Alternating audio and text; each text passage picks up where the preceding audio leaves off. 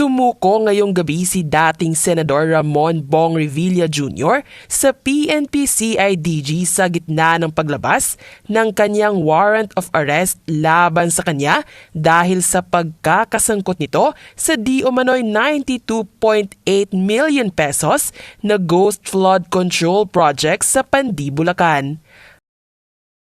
Ayon sa ulat, dumating sa Camp Crame sa Quezon City ang dating senador dakong 9:58 ngayong gabi ng Lunes. Bago pa dumating sa Camp Crame ay nakapag-post pa ng video ang dating senador. Kasama ng former senator ang kanyang may bahay na si Lani Mercado at ang kanilang mga anak. Narito, panoorin natin ang video. Nakakalungkot po, parang wala yatang due process. Pero ganun pa man, haharapin ko to ng walang takot. At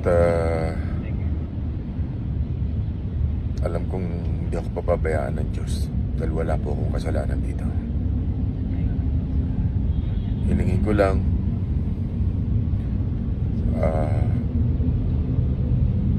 hingi ako ng panalangin at patatagin niyo rin po ang aking pamilya.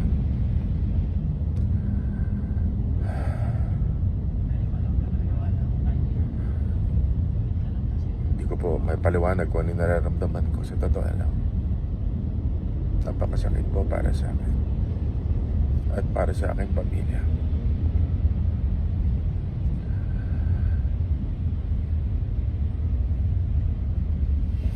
Lamang po, maraming salamat.